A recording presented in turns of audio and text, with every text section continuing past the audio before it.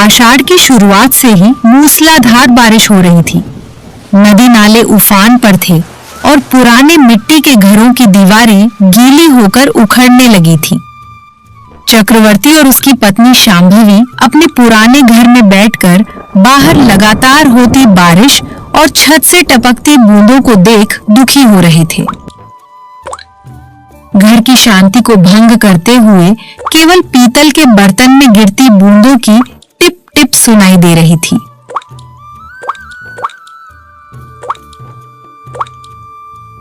तब चक्रवर्ती की पत्नी शांभवी ने कही, हे जी, देखिए ना, ये बारिश तो थमने का नाम ही नहीं ले रही।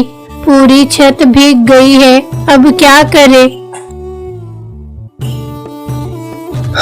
मैं देख रहा हूँ शांभवी, ये बारिश नहीं, हमारा भाग्य टपक रहा है। खेत में बोया सारा बीज पानी में बह गया। जो थोड़े बहुत पैसे थे वे भी बीजों में चले गए। अब अगर ये घर ढह गया तो हम सड़क पर आ जाएंगे। ऐसा मत कहिए, ईश्वर हमें इतना निर्दयी होकर नहीं छोड़ेगा। थोड़ा धैर्य रखिए, मैं उस कोने में एक और बर्तन रख देती हूँ, वरना फर्श पूरा गीला हो जाएगा। रख दो, जितने बर्तन रखने हैं रख दो। समझ नहीं आता कि ये घर है या पानी का घड़ा। बचे हुए कुछ अनाज के दाने भी सीलन की वजह से खराब हो रहे हैं। शांभवी पति को दिलासा देते हुए, आप इतना दुखी क्यों होते हैं? पड़ोसन लच्छावा के घर की आधी छत तो उड़ गई है, हमारा घर फिर भी बेहतर है। कम से कम सिर छिपाने के लिए छत तो है। वो छत भी पता नहीं कब तक। उस पश्चिमी दीवार को देखो, वो कभी भी गिर सकती है। इस बारिश में बाहर जाकर सहारा देने के लिए कुछ लकड़ियां भी नहीं ला पा रहा हूँ। ठीक उसी समय दरवाजे के सामने एक बैलगाड़ी के रुकने की आवाज आई। चक्रवर्ती और शांभवी ने आश्चर्य से एक दूसरे की ओर देखा। अरे इस मनहूस बारिश और कीचड़ में कौन आया है? अरे शायद कोई मुसीबत में हो, देखिए तो सही। दोनों ने दरवाजा खोला और बाहर देखा। गाड़ी से दो लोग पूरी तरह भीगे हुए और थर थर कांपते हुए नीचे उतरे। उन्हें देखते ही शांभवी का चेहरा खिल उठा, जबकि चक्रवर्ती का चेहरा उतर गया। भैया, भाभी, आप इस बारिश में इस समय? हाँ शांभवी, हम ही हैं। जब शहर से निकले थे तो तब बारिश की एक बूंद भी नहीं थी। इस बारिश के कारण गाड़ी वाले ने आगे जाने से मना कर दिया। इस गांव को पार किए बिना हम अपने गांव नहीं पहुंच सकते। अब हम क्या करें?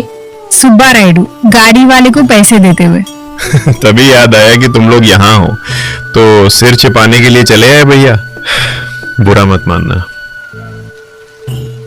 अरे भैया, इसमें बुरा मानने वाली क्या बात है? आइए अंदर आइए, आप पूरे भीग गए हैं। दोनों अंदर आए। घर में जगह जगह टपकते पानी और दीवारों की सीलन देखकर पार्वती और सुब्बा रायडू ने एक दूसरे की ओर देखा। भाभी, घर थोड़ा पुराना है, इस बारिश में ऐसे टपक रहा है।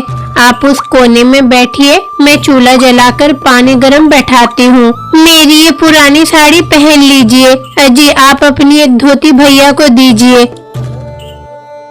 हाँ ठीक है, उस संदूक में है, देख लो।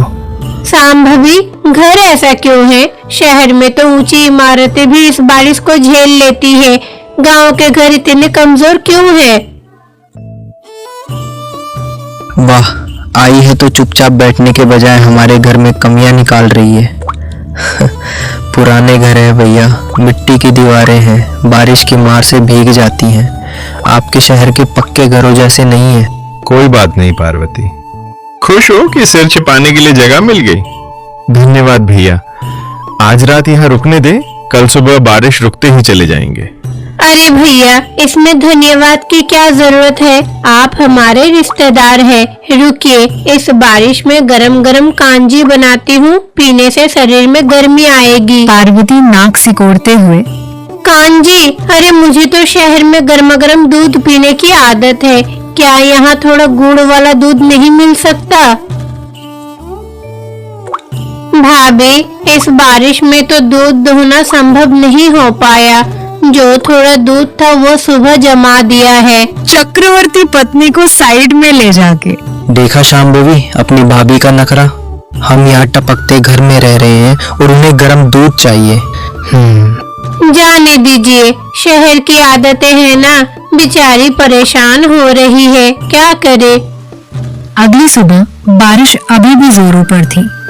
जब शांभवी किसी काम से आंगन में आई तो पड़ोसन लच्छवा ने दीवार के ऊपर से झांका।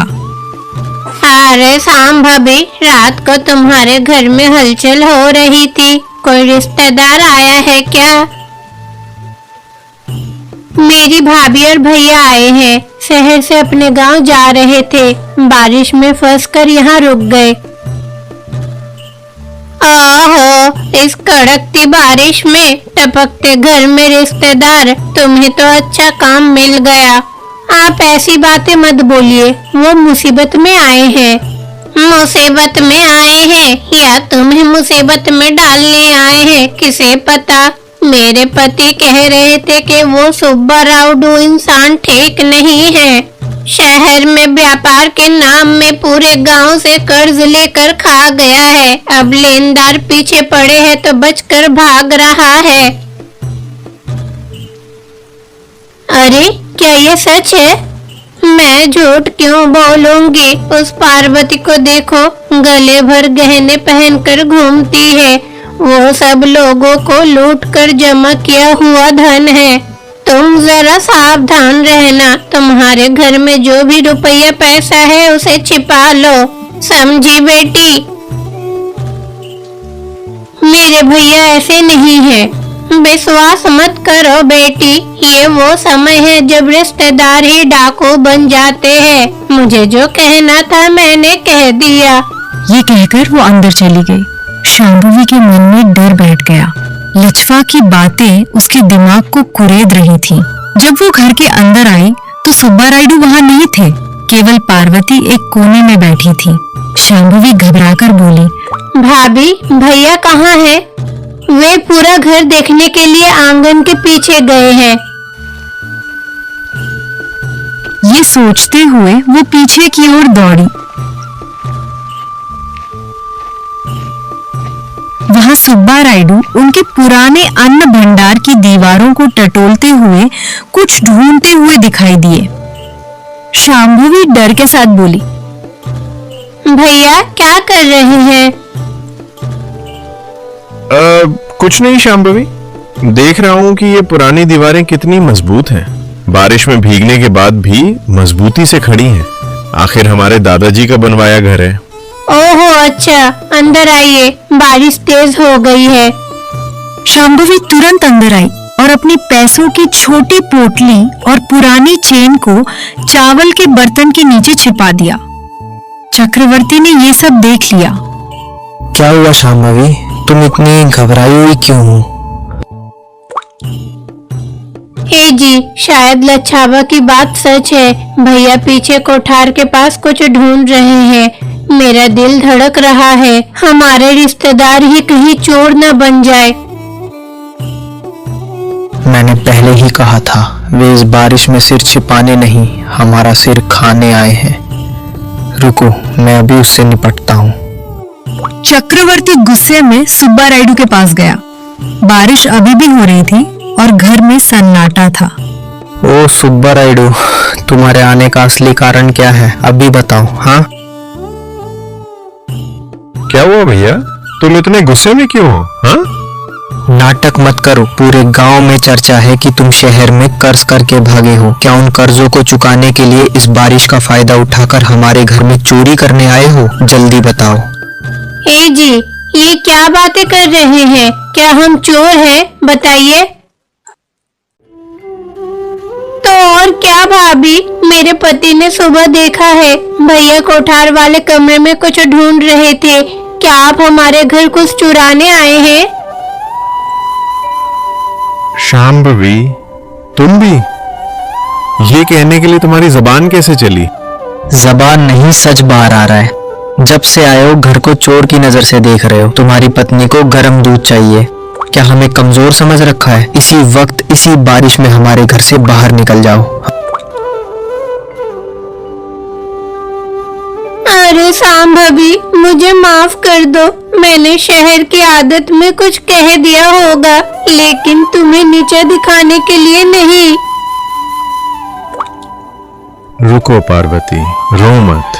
जब हमने गलती नहीं की है तो डरना कैसा। हाँ भैया, तुम जो कह रहे हो वो सच है।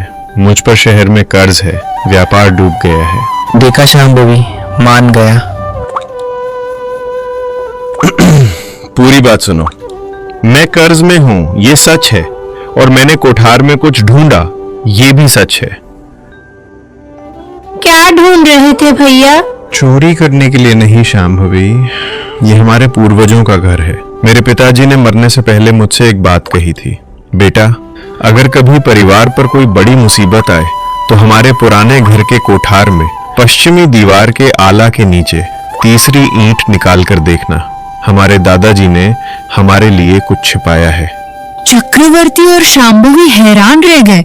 व्यापार डूबने के बाद मुझे ये बात याद आई। तुमसे मांगने में मुझे शर्म आ रही थी। ये बारिश ईश्वर बनकर आई और मुझे यहाँ रुकने पर मजबूर कर दिया। इसलिए जब कोई नहीं था तो मैं देख रहा था कि वो ईंट कहाँ है। मेरा इरादा चोरी का नहीं, अपने अधिकार, अपने दादाजी की संपत्ति को ढूंढना था। क्या ये सच है? विश्वास नहीं है तो अभी चलिए, मैं आपके सामने ही देखता हूँ। अगर वहाँ कुछ नहीं मिला तो जैसा तुमने कहा, मैं चोर हूँ। इसी बारिश में अपनी पत्नी के साथ चला जाऊंगा। चारों कोठार में गए। बारिश का पानी वहां भी टपक रहा था। सुब्बा रायडू सीधे पश्चिमी दीवार के पास गए। वहां पुराने आले के नीचे की ईंटें गिनी। 1, 2, 3। भैया, यही वो ईंट है। चक्रवर्ती ने एक कुदाल ली और ईंट को हटाने की कोशिश की। वो आसानी से निकल आई। उसके पीछे खाली जगह में एक पुराने तांबे के लोटे पर ढक्कन लगा था। सबकी धड़कनें तेज हो गईं। सुब्बा रायडू ने कांपते हाथों से वो लोटा निकाला। वो भारी था। ढक्कन खोलने पर उसमें पुराने समय के सोने के सिक्के और एक मोतियों का हार निकला। देखा भैया, मैं चोर नहीं हूँ। ये मेरे दादाजी की मेरे लिए छोड़ी गई संपत्ति है। चक्रवर्ती और शांभवी ने शर्म और पश्चाताप से सिर झुका लिया। बाहर पड़ोसन लच्छव्वा ये सब खिड़की से देख रही थी। मुझे माफ कर दो भैया। तुम जो मेरे सगे भाई जैसे हो, मैंने पड़ोसियों की बात सुनकर तुम पर शक किया। इस बारिश में आए रिश्तेदार को भगवान की तरह देखना चाहिए था। हाँ भाभी, मुझे भी माफ कर दो। हमारी बुद्धि भ्रष्ट हो गई थी। आप हमारी मदद करने आई और हमने ही आपको बुरा भला कहा। अरे नहीं भैया, आपकी गलती नहीं है, परिस्थितियां ही ऐसी थी। और वैसे भी ये संपत्ति इस घर में मिली है, इसमें आपका भी हक है। नहीं भैया, ऐसा मत कहो। ये तुम्हारे पूर्वजों की कमाई है। तुम्हारी मुश्किलें दूर करने के लिए ही ईश्वर ने तुम्हें इस बारिश के रूप में यहाँ भेजा है। हमें ये पैसा नहीं चाहिए, बस तुम्हारा साथ काफी है। देखा सांभवी, इस बारिश ने क्या किया। इसने हमारे दुख भी दूर किए और तुम्हारे मन का संदेह भी। उस दिन से चक्रवर्ती का मन बदल गया। सुब्बा रायडू ने उन सोने के सिक्कों से न केवल अपना कर्ज चुकाया, बल्कि चक्रवर्ती को घर ठीक करवाने में भी मदद की। दोनों भाइयों की तरह साथ रहने लगे। पड़ोसन लच्छव्वा यह देखकर जलती रही कि उसकी चुगली काम नहीं आई और वे लोग आपस में मिल गए।